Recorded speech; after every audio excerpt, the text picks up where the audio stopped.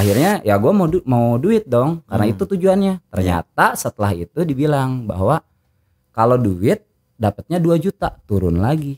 Kepikiran banget, bahkan ada pikiran saat itu udah nggak usah main. Karena gue ngerasa dibohongin, bro.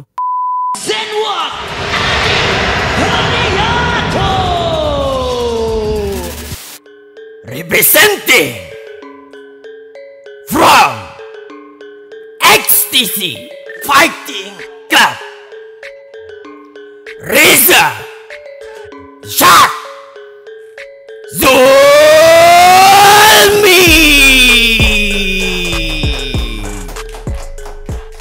Apa kabar bang? Sehat bro, luar biasa hari ini. Abang tinggal di Bekasi nih? Iya, dari Bekasi. Bekasi. Perjalanan ke sini 1 jaman ya? Lebih lah. Plus macetnya hampir 1,5 jam. Gue kemarin dapet DM nih dari Bang Rizal gitu. Bro, lo mau ngangkat pertandingan gue nggak? Dia bilang. Ada kontroversi nih. Seru lah buat dibahas lah ya. Ada yang mengganjal gitu sepertinya di Bang Rizal. Bisa tolong diceritakan nih bang, kemarin pertandingan yang sempat apa ya, membuat Bang Rizal kurang puas lah. Itu kenapa tuh bang? Eventnya sendiri RTV Road to Victory, yang dulu kan mereka di Jakarta, sekarang mereka di Bali. Eventnya beberapa kali batal, cancel, sampai akhirnya jadi.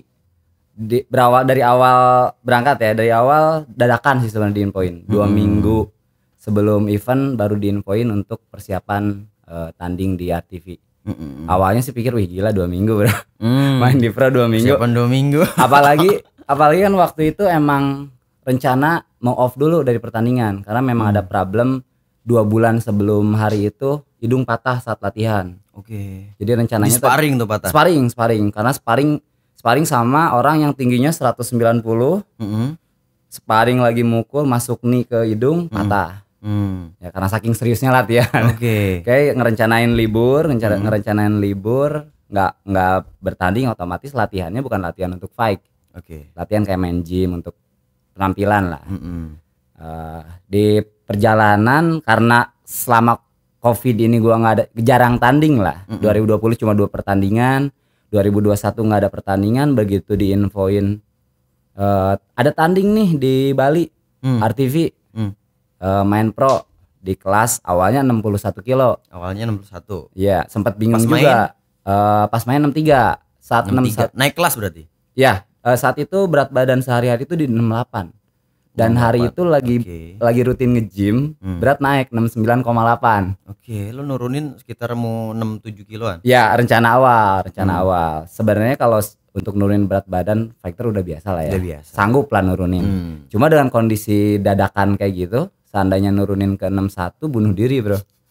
Ya kan lemes, nurunin bisa tapi tanding nggak bisa. Akhirnya manajer minta untuk di kelas yang gue lebih biasa lah, di 63. Dan kebetulan lawan pun berat badannya nggak siap untuk 61. Akhirnya oke lah deal di 63,5 ya. Dengan 2 minggu ya kurang lah persiapan untuk pastilah fight, kurang lah persiapan 2 minggu mah. Apalagi sebelumnya udah nggak persiapan lagi. Tapi lo paling nggak udah jaga kondisi sebelumnya, sehari-hari lo juga latihan. Sehari-hari latihan. Cuman nggak diporsiin untuk fight. Untuk pertandingan. Nggak disiapin, apalagi belakangan udah biasa bertanding di kickboxing, tiba-tiba tanding di Muay Thai. Otomatis secara teknik, style harus berubah dong, harus. Bukannya lo memang terkenal dengan Muay Thai lo bro? Ya, tapi udah kelamaan bro gak main di Muay Thai. Udah kelamaan gak main di Muay Thai, akhirnya karena kebanyakan event kickboxing. Belakangan ini kan lebih banyak event kickboxing daripada Muay Thai. Akhirnya itulah mulai dari 2 minggu itu, mulai dari awal lagi style Muay Thai dibalikin lagi. Ya lumayan PR juga ya. Elbow sih yang palingnya. Padahal dulu elbow andalan gua, karena udah lama gak Muay Thai. Agak lupa nih, makanya pas tanding kemarin agak sedikit keluar elbownya, nggak ada killing elbow nggak keluar lah. Sedangkan di Muay Thai nilai paling tinggi itu di elbow dan knee ya. Elbow dan knee. Soalnya ciri khasnya di situ Muay Thai. Terus ya akhirnya berangkatlah ke Bali. Dibawa sama XTC Fighting Club XFC dari Bandung. Itu pun persiapan di Bandung cuma seminggu. Jadi seminggu lo sempat di Bandung? Ya, seminggu di Bandung untuk latihan. ya cuma mempersiapkan berat badan doang sih. Akhirnya berangkat ke Bali. Di Bali pas penimbangan under sih, karena memang gue kalau bicara penimbangan kita harus disiplin lah jadi atlet lah ya. Jadi berat badan harus selalu di bawah minimal in atau ya di bawah. Biasanya emang pasti kelebihan sedikit lah di bawah 62,8 saat itu. Karena saking takutnya over tanggung jawab kan. Jadi aman 2 ons lah. Aman 7 ons, 63,5. Oh 63,5 pertandingannya, gue pikir 63 pas. 63,5 dan mungkin itu kesalahan timbangan yang gue bawa juga sih. Kayaknya over timbangan yang dibawa. Akhirnya kadang memang timbangan yang kita punya tuh beda sama di pertandingan. Betul. Nah, yang jadi patokan kita nggak tahu patokan yang mana. Akhirnya dengan patokan itu ternyata under. Oke, hari penimbangan normal lah, berjalan, pace off segala macam. Nah, di hari penimbangan, ini ceritain di awal nggak nih? Ada cerita di balik ada obrolan lain nih di luar pertandingan, lebih ke bayaran. Apa tuh?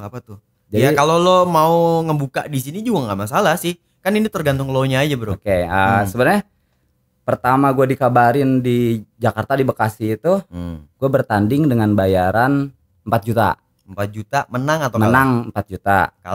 Kalah nggak disebut saat itu. Karena manajer gue saking pedenya gue akan menang kan. Jadi dia nyebut harga segitu. Begitu sampai di Bali, setelah di Bali nih, saat di Bandung gue masih taunya segitu. Nyampe di Bali ada informasi ternyata menang 3 juta, kalah 1 juta. Udah turun. Wah, kaget dong. Kok turun? Padahal awalnya ditawarin segitu. Pas setelah hari penimbangan lebih gila lagi. Di setelah gue agak lupa. Sebelum berangkat penimbangan apa setelah pulang penimbangan, agak lupa tuh. Ada informasi dari tim EKTC Fighting Club, dia bilang nanya untuk pertandingan ini kalau menang mau dibayar voucher helikopter jalan-jalan di Bali selama 18 menit atau uang tunai. Nah, karena gue berangkat ke Bali itu ya jujur demi uang kan, buat anak istri. Ya, kita realistis aja. Realistis meskipun ujung-ujungnya nggak seberapa, bro. Apalagi kita fokus emang hidup kita untuk fight gitu. Hidup kita cari makannya di situ gitu. Iya, di situ buat cari kita di situ gitu. Jadi ya kalau nominal voucher itu kalau diuangkan sih lebih besar. Nominal voucher itu kurang lebih untuk 4 orang dengan nominal 7 juta. Tapi berupa voucher, bro. Oke, berupa voucher. Belum tentu bisa dijual. Betul. Apa udah pasti bisa dijual? Belum tentu. Kalau nggak ada yang beli, kalau ada yang beli sih. Kalau yang beli syukur. Iya, misal nih ada voucher nih, ada orang yang mau beli. Oke, gua ambil dong. Iya. Juta nih lebih dari yang dijanjikan. Senang banget gua kan. Iya. Akhirnya ya gua mau duit dong, karena itu tujuannya. Ternyata setelah itu dibilang bahwa kalau duit dapatnya 2 juta, turun lagi. Lah emang lo sebelum berangkat ke Bali itu nggak teken kontrak dulu apa atau nggak ngirim kontrak dulu? Biasanya kan setahu gua nih, sebelum kita mau ngikutin event itu kita dikirimin harusnya kontrak dulu nih. Harusnya. Kita kalau setuju ya kita kontrak tekennya pas kita masih di lokasi, masih istilahnya masih di manajemen. Betul. Sebelum berangkat, sebelum ngapa-ngapain ya. Sebelum kita berangkat lah. Kita udah teken kontrak baru gitu. Itu enggak. Kontraknya di sana. Jeleknya event off air di kita ya. Kalau kebanyakan kita sebagai fighter terpaksa, bro, main. Dadakan ya. Dadakan. Diskak. Nih tanda tanganin gitu. Betul. Problem di event-event off air kita. Ya itu. Kita fighter ya gua biasa setahun berkali-kali ini nggak ada, begitu ada kan jiwa fighter gua meluap dong. Gua pengen main dong, pengen main. Gua pikir manajer udah kontrak segala macam udah deal nih dengan angka pertama. Udah terima beres lah. Betul. Karena info itunya memang gue terima beres. Gue sih nggak problem sama manajer. Tapi kan soalnya udah tahu ceritanya ternyata seperti apa. Dan berakhir dengan nominal yang turun lagi setelah di tempat. Gue lupa saat itu sebelum berangkat timbang apa setelah pulang timbang. Gue agak lupa. Soalnya lagi fokus pikiran gue untuk di ring lah. Itu ngeganggu pikiran lo untuk fokus diri nggak sih? Maksudnya lo kan mau fight nih. Ketika dapat kabar seperti itu ngebuyarin konsentrasi lo nggak sih? Ya sejujurnya banget. Kan gue juga ngerasain, bro. Orang gue aja tiba-tiba dapat pembagian celana kegedean nih. Gue kepikiran mau tanding. Tanah gue kegedean gimana nih mau tanding nih. Ya. Gue yang harusnya sudut merah, kenapa gue sudut biru? Iya. Itu aja kepikiran loh. Kepikiran banget. Bahkan ada pikiran saat itu udah nggak usah main. Karena gue ngerasa dibohongin bro. Mungkin lah miskomunikasi antara manajer sama yang nominal pertama. Mungkin itu masalah miskomunikasi, atau mungkin gue nebaknya gini, oh bayaran 3 juta tapi ada bonus dari yang lain tambahan mungkin. Jadi total 4 juta oke gak masalah. Dan akhirnya memang tim pun ngasih semacam uang kadedeh lah buat gue. Uang kadedeh tuh naon? Apa ya, uang tanda peduli lah. Oke. Ya kan ngasih bahasa Sunda ya. Iya. Ya kan kebetulan gue orang Bandung juga dan kemarin bawa tim Bandung juga kan, XTC Bandung. Akhirnya ada tambahan memang dari mereka. Ya, dari klub. Tadinya gue pikir kalau memang tetap 3 juta menang plus dari mereka sesuai lah sama perjanjian awal.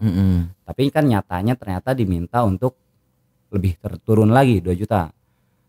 Terus tim protes dong karena tim pun gak enak udah ngejanjiin angka kan. Akhirnya diprotes. Setelah diprotes itu promotor dengan simpelnya bilang oke, boleh deh khusus buat Rizal bayarnya tetap di angka 3, tapi yang lain 2 katanya. Ada yang lain tuh, oh berarti lo berangkat bukan lo sendiri dari XTC? Fighter lain yang profesional. Di situ ada 4 fighter profesional. Jadi khusus buat lo tetap di angka 3 juta. Angka 3. Kalau lebih besar lah dibanding kalau orang lain menang. Oke, dia bilang seperti itu. Ya berarti kemungkinan ya lawan gue dapatnya sesuai yang dia bilang mungkin. Nah dari situ ya itu aja udah ngebuyarin konsentrasi. Udah sempet kepikiran udahlah nggak usah main lah, ngerasa ditipu, ngerasa dibohongin kan. Tapi ya dasar udah jiwanya pengen fight. Tahun ini belum fight sama sekali kan, nggak ada sama sekali. Gatal bro, gatal udah. Ibaratnya darah tuh mau meledak lah. Oke ya udah lanjutin lah. Kalau nggak tersalurkan tuh nggak bisa klimaks tuh gimana? Bener. Kebayang lah nggak klimaks. Iya. Kayak gitu. Ya ini nih orang-orang yang fightnya apa ya, hidupnya tuh fight tuh bukan terpaksa, tapi itu kesenangan. Iya. Soalnya banyak orang di luar sana bro ngelihat ketika kita fight itu kayak kita terpaksa, nggak ada pilihan dalam hidup. Padahal kan lu ini menikmati nih. Jiwa gue memang ke situ sebetulnya. Gimana kan? Dong kita mau dilarang nggak bisa. Iya, akhirnya kan ya bukan memaksakan diri sih, ya udah lanjutin aja. Lanjutin main. Karena lo happy di situ. Karena gue happy di situ. Main dengan dukungan dari mana-mana lah. Akhirnya bertanding ya sesuai yang ditonton lah, bisa dilihat dari videonya sendiri. Orang pun semua komentar. Bertanding 3 round. Rencana awal bertanding 3 round. Setelah pertandingan 3 round dinyatakan draw. Saat dinyatakan draw aja gue dan tim kecewa. Kok bisa draw? Karena saat itu gue ngerasa gue lebih dominan. Mungkin memang gue lebih dominan di pukulan, tapi sweep Muay Thai pun lebih banyak. Sedangkan dia cuma ngindar lari. Ya di situ meskipun gue cuma pukulan, elbow gue jarang. Tadi gue ceritakan udah mulai karena jarang dilatih. Ini di sini kan catatan Muay Thai itu yang poin paling tinggi elbow dan knee. Betul. Elbow dan knee poin paling tinggi. Tapi kalau nggak kena nggak poin dong bro. Nah di pertandingan itu yang lo banyak masuk di apa nih? Di pertandingan itu di pukulan lo sama pukulan, tendangan sama takedown. Sama sweep takedown sama itu. Sweep. Itu nah, ronde 1 ronde 2 bisa dibilang ya bisa ditonton langsung lah. Gua masih dominan bro. Ronde 3 udah mulai kena knee. Dan itu pun karena cover karena karena gua sadar hidung gua patah. Gue berusaha untuk mengcover, nggak berusaha nyari cara lain. Gue yang penting hidung gue nggak kena nih. Gimana caranya kan? Dan semua gue ngerasa semua kena sini. Ya mungkin ada 1 kena. Ada beberapa masuk. Sebesar besarnya poin dari nih itu kalau cuma 1 masuk ya 1 kali berapa nilai lah. Ketimbang pukulan gue yang 1 serangan aja bisa 3 serangan 3 kali masuk. Iya. Tendangan masuk. Sweep jatuh dengan sweep Muay Thai kaki sweep tangan banting kan.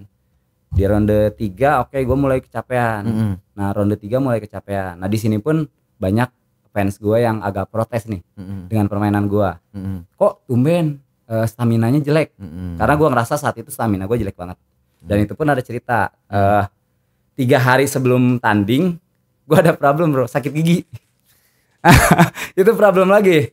Jadi gue gak kebayang sih. Iya, gue 3 hari sebelum tanding gue gak kebayang karena gue gak pernah sakit gigi. Alhamdulillah jangan sampai. Itu problem gue, itu luar biasa bro. Sampai 2 hari gue gak tidur. Soalnya gue pernah denger orang sakit gigi itu denger orang nyanyi, denger orang Kesel. berisik aja. Kesel Bawaannya tuh emosi Iya. gitu. Nah itu Nggak bisa denger berisik gitu. Setahu gue. 3 hari sebelum gua tanding itu 2 harinya itu gua bener-bener nggak bisa tidur. Obat gua minum tapi nggak langsung efek bro. Bener-bener nggak tidur. Ya lo pasti sebagai fighter juga tau lah, gak bisa tidur, stamina tuh habis hilang bro. Begitu main ya Akhirnya tadi minum obat sakit gigi. Kebetulan gua ada apotik langganan, nanya apa yang bagus untuk ngilangin sakitnya, akhirnya dapat. Di hari ketiga baru hari mau pertandingan baru gua bisa tidur. Itu setelah 2 hari bener-bener nggak bisa tidur sama sekali. Wah itu nguras fisik sih. Banget. Pasti stamina lu langsung drop sih. Drop banget. Makanya ya orang-orang yang kenal gue semua protes lah. Kok main nggak kayak biasanya gitu. Ya sedikit mengecewakan lah secara performa dibanding gue biasanya. Tapi kalau dibahas tentang hasil pertandingan, ya dengan hasilnya yang ditonton lah kontroversi. Pertama pengumuman wasit gue pemenangnya, terus diprotes sama lawan. Oke, sorry, pengumuman pertama draw. Pengumuman ronde 3 draw. Nah, kan gue nonton nih yang lo kirimin videonya ke gue tuh. Gue review sedikit lah. Gue lihat oke, draw di ronde ketiga. Draw. Jadi di situ nggak ada keputusan siapa yang menang, siapa yang kalah, belum, nggak ada. Draw di situ. Draw. Dan memang biasanya di Muay Thai ketika draw ada ronde tambahan. Nah, itu boleh nolak gak sih sebenarnya? Nah, sebetulnya di situ sih gue gak ngerti juga sih sebenarnya boleh nolak atau aku juga belum tahu nih. Gue juga belum tahu nih selama bertanding, selama bertanding sebelumnya nggak pernah draw. Oke. Selama bertanding sebelumnya nggak pernah draw, dan selama ngelihat orang yang draw pasti perpanjangan ronde. Tambahan ronde. Berarti memang itu udah lumrah di Muay Thai. Udah lumrah. Tapi masalah boleh ditolak atau enggaknya selama technical meeting nggak pernah ada pembahasan. Nah harus, karena itu gue nggak pernah terjadi sebelumnya, nggak jadi pertanyaan. Jadi nggak jadi pertanyaan saat technical meeting. Karena gue pribadi nggak pernah ngalamin ya, karena cuma ngelihat orang, gue pikir ya wajib lah. Ternyata di technical meeting nggak pernah dibahas juga, yang gue rasain ya. Dan itu gue nggak bertanya juga. Akhirnya dengan keadaan ya udah mulai habisnya tenaga nih dengan cerita yang tadi kan. Ronde 4 gue nonton. Lu hilang sih, hilang, tenaga gua habis. Ronde 4 tenaga gua habis. Akhirnya begitu selesai pertandingan, wasit ya biasa lah, wasit ambil nilai dari setiap itu gua shock juga sebenarnya. Maksudnya gua jujur nih bro, gua fair aja nih ya. Gua netral lah, gua ngomongnya netral nih. Di ronde keempat secara poin lo memang kalah di situ. Kalah. Karena lawan lu lebih mendominasi. Dia serangannya dominasi. Masuk. Nih sama elbow dia mulai keluar. Nah di situ yang gue kaget wasitnya lo yang menang. Ya, gue diangkat. Wah itu. Terus abis itu protes tuh. Ya, dan wasit masuk. Masih yakin kan. Saat diprotes pertama dan kedua wasit masih klarifikasi wasitnya. Klarifikasi. Si Rizal banyak kicknya yang masuk. Memang lawannya nih dan elbownya masuk. Cuman si Rizal kicknya sama pukulannya lebih banyak masuk. Meskipun sweep nggak dibahas, Nah di situ kan sebenarnya yang jadi titik permasalahan yang kelihatan banget, kita penonton nih bisa ngeliat ini memang ada sesuatu ini. Ya. Dan yang sebenarnya sampai pada akhirnya bukan menerima ya. Begitu udah diprotes, tahu sendirilah wasit pun klarifikasi, mempertahankan hasil pengumumannya sampai 2 kali klarifikasi. Nah wasitnya nih siapa namanya? Bang Denny. Bang Denny gue kenal juga. Pasti kenal. Nanti kita undang ke sini juga untuk ngomongin masalah pertandingan lo kemarin terakhir itu. Boleh dibahas lah, jadi ada sisi dari sana juga. Iya kan kita harus dari sumber yang kredibel ya, orangnya langsung, pelakunya langsung. Insya Allah nanti kita undang. Betul. Untuk ngomongin pertandingan lo. Ya. Nah setelah klarifikasi kedua kan, kartu nilai itu gue nggak ngeliat kartu nilai itu, gue nggak ngeliat, nggak ngeliat sama sekali. Begitu klarifikasi yang kedua kalinya, kartu nilai lepas dari tangan wasit, turun ke hakim juri, turun ke hakim juri. Ya, turun ke juri. Akhirnya setelah itu agak lama tuh, bisa dilihat sendiri lah, agak lama, nggak cepet kan. Agak lama, sampai ya gue bisa dibilang joget-joget dulu lah di situ, kan. Agak lama, begitu naik lagi, yang terakhir baru ditunjukin. ditunjukin nilai ya memang di situ yang dibuletin biru, yang ditunjukin ke gua. Tapi sebelumnya yang saat gua diangkat itu gua nggak ngelihat sama sekali nilainya. Dan nilai itu udah lepas dari tangan wasit. Nah di situ ya gue nggak bisa yakin juga, gue nggak bisa nerima juga karena kartu nilai udah lepas dari tangan wasit, kecuali nggak pernah lepas. Harusnya di wasit terus gitu. Di wasit terus. Jadi seandainya dia tunjukin ke gue dan hasilnya biru yang dibuletin, gue mungkin bisa turun dengan nerima bro. Tapi ada momen dimana kartu nilai itu lepas. Itu yang masih di benak gue, apakah benar hasilnya seperti itu. Wasit yang ya kita kenal lah, profesional lah bro, bukan orang baru lah. Wasit yang menurut kan mantan pemain dulu betul, wasit yang menurut gua kompeten bro. Hingga dia alasan dia di akhir setelah gua turun dari ring, dia bilang dia capek karena kerja seharian. Alasan dia sih salah baca. Alasan dia salah baca ya, masalah bener salah baca atau gimana itu di pribadi dia.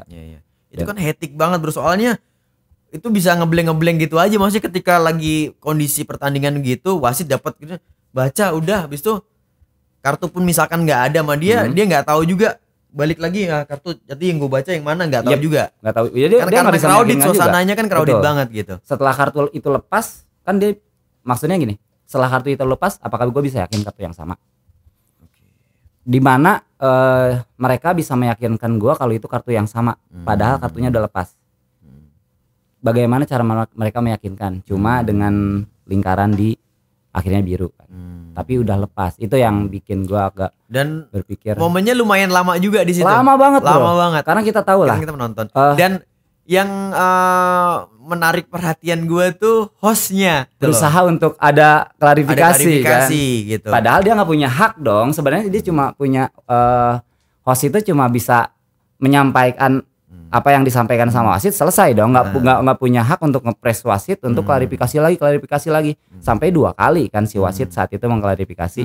Yang ketiga baru mulai berubah setelah kartu nilai kecapean, dia bilang ya gitu. Setelah kartu nilai lepas itu maaf saya salah baca, saya kecapean. Tuh ya kedengeran sendiri lah nanti Coach Denny kita ngobrol di sini ya, apa yang terjadi ya kita cerita di sini bisa ya, diceritain langsung lah sama orangnya lah. Ya kita pun sama mereka wasit, juri ya semua masih lingkungan yang sama, kenal dekat lah. Itu aja. Iya udah kenal dekat sama hubungan baik-baik aja kan. Gue pun gak pernah nyalahin wasit juri karena kan ya menurut event itu, gue bilangnya menurut event itu bukan menurut wasit. Gue bilangnya menurut event bukan menurut wasit. Menurut event itu hasilnya gue kalah. Menurut event itu ya harus digarisbawahi. Menurut event itu bagi gue. Jadi wasit juri kebetulan di situ ada jurinya tuh orang-orang yang deket bro sama gue, bukan orang-orang yang baru ketemu kemarin, bukan kenal lah, orang yang udah bertahun-tahun bareng lah. Di situ boleh sebutin siapa aja jurinya? Boleh. Oke. Di situ ada Bang Bimo, gue cukup lama ikut ke tim dia. Yang di Muay Thai betul, lama gue ikut sama dia. Beberapa kali gue bawa nama Muay Thai. Terus ada Bang Rian, Rian apa Ian ya? Bang Rian yang ya gue nggak pernah ikut tim dia, tapi setiap ketemu ya kita hubungan kita baik-baik aja bro, hubungan kita baik-baik aja. Dimanapun ketemu ya kita kayak saudara satu inilah, saudara sebela diri lah gitu lah. Kita komunitasnya sama. Betul. Dan di situ juga ada Om Bambang dari King Muay Thai Bandung. Dan kebetulan saat itu Ekstase Fighting Club itu kerjasama dengan King Muay Thai juga. Maksudnya kalau dalam artian mereka nyurangin gua nggak mungkin. Gua sangat respect sama mereka juga kan. Makanya gua katakan yang memberikan hasil itu, gua ragu kalau yang memberikan hasil itu wasit juri. Gua katakan yang memberikan hasil itu Ivan. Makanya sampai saat ini yang bikin gua ragu karena kok kartu nilai lepas dari tangan wasit baru ditunjukin. Kenapa nggak dari awal tunjukin yang masih di tangan wasit nih, wasit yang langsung nunjukin. Mungkin nggak kepikiran bro ya, kan mungkin. Udah kalut suasananya. Betul, kan udah kalut, udah campur aduk. Betul. Udah panik sana sini, pasti tuh nggak sadar sih gitu. Dan sebenarnya kartu itu boleh turun nggak sih atau harus tetap dipegang sama wasit? Secara aturan sih gue nggak tahu ya. Kita kan nggak boleh ngomongin sesuatu yang kita nggak tahu. Secara aturan gue nggak tahu. Tapi kalau kartu nilai nggak pernah turun di wasit, gue mungkin bisa yakin. wasit bisa meyakinkan gue dengan hasil itu. Kalau nggak pernah lepas dari tangan dia. Tapi kalau lepas dari tangan dia, apapun bisa terjadi. Jadi punya spekulasi lain ya. Nah itu yang jadi pertanyaan lah. Jadi yang ya kemarin cukup kontroversi di situ lah. Sampai-sampai gue lihat YouTube mereka pun komen ditutup. Oke, ini menarik juga. Gue ngeliat di story Instagram lo kemarin. Yep. Itu sempat mengkritik event tersebut gitu dengan apa bahasa lo. Bahkan penyelenggara sendiri pun nggak bisa nunjukin dominansi si pemenang di postingannya dia. Ya dilihat dari postingan pun, dari postingan foto-foto itu orang akan ngeliat justru yang dominan gua. Di posisi ini kena dada dia, push kick dia ketangkap, serangan dia strike kena hook, ya kan? Itu dari mananya gitu orang awam ngelihat itu bahwa yakin kalau gua kalah. Dari postingan itu pun orang udah susah mikirnya, bro. Oke. Dari mananya gua kalah? Dari dokumentasi pun mereka nggak nemu, dominansi sang pemenang. Dan mungkin biar lebih fairnya Zen Walkers bisa cek di YouTube ya, masih ada eventnya di pertandingannya di YouTube ya. RTV ada, tapi nggak bisa komen ya. Bisa komen. Udah ditutup, udah ditutup, nggak bisa komen. Oke. Di RTV berarti RTV 12 ya, RTV 12. Ya. Oke, jadi kemarin seperti itulah pengalaman yang lo alamin di Bali. Di event Road to Victory ya. Yang cukup mengecewakan sih. Sebenarnya menang kalah biasa bro pertandingan. Cuma prosesnya seperti apa ya mengecewakan lah.